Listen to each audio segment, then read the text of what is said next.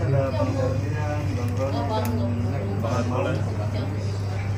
Jadi kebetulan karena saya di Jakarta, saya kemarin janji sama beberapa teman media untuk mengklarifikasi yang ramai soal dugaan saya menerima dana dari seseorang. Nah, kebetulan mereka berdua ini mendampingi saya, dan kemudian juga mau waktu itu ketika saya lelang belangkon itu yang ada di lokasi. Jadi polisinya mau minta di lokasi. Jadi perlu saya sampaikan adalah saat itu saya ada konser amal, ada saya, ada band padi dan lain-lain. Termasuk yang hadir waktu itu sahabat saya ini mau Hercules.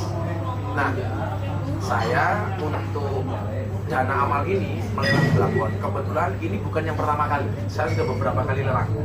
Salah satunya sebelum itu belangkon saya dibeli 200 juta untuk saat diasuh di Jawa Timur sama seorang pengusaha. Semuanya kita kasih ke situ. Nah, waktu itu Charity kembali ada yang nanya, ada lelang lagi nggak Gus? Oh ada, boleh belangkon.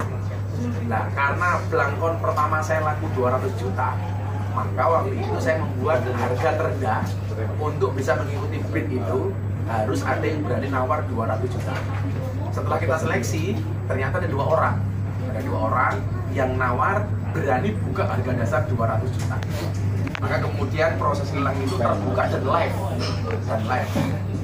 Kemudian akhirnya yang paling tinggi waktu itu yang bersangkutan ini membeli belangkon saya senilai 900 juta.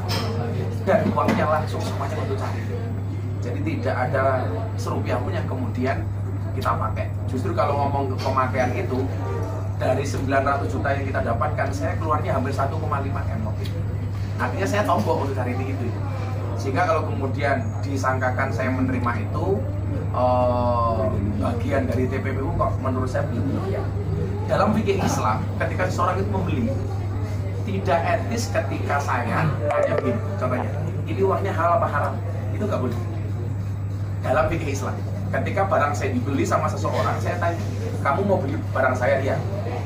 Saya tidak boleh bertanya, uang yang untuk beli barang saya ini kira-kira uang haram atau uang halal? Itu nggak boleh. Bahkan ketika seseorang itu tidak tahu kalau itu uang nggak benar, kita yang menerima sebagai penjual pun sah, halal, nggak ada masalah. Nah, artinya saya pikir apa yang kemudian hari ini terjadi sudah sangat berlebihan dan ini sangat mencoreng nama baik saya. Karena hari ini saya jadi tidak nyaman ketika kemudian bahkan ada beberapa perusahaan yang punya kerjasama dengan saya, mereka mengancam untuk membatalkan kerjasamanya dengan saya gara-gara khawatir kalau kemudian saya benar-benar menerima aliran dana itu. Ketakutan kan?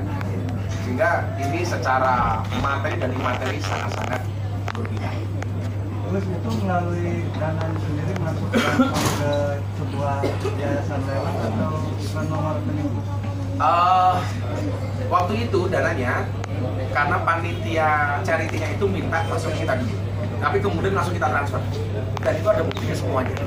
Ada buktinya atas sepengetahuan panitia. Maka kemudian kita transfer. Jadi clear, semua bukti transfernya ada. Gus mungkin menjauh, tapi jangan kenal nggak sih sama Wahyu Kenzo sendiri? Saya kenalnya waktu itu justru dia sebagai pemilik PT Legion.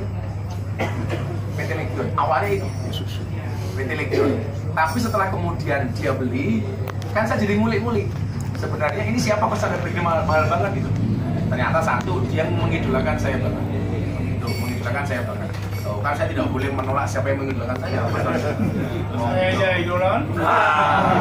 Mau saja yang punya 1 juta pasukan di Jakarta jadi pengawal saya itu.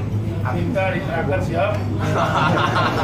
Tadi beliau ini mau berangkat ke Brebes habis maghrib tadi. Pemilih ATG itu setelah lelang terjadi.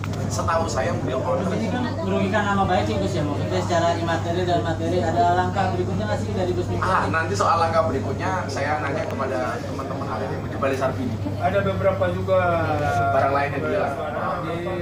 Ada pakai saya juga ada. Waktu juga ada orang yang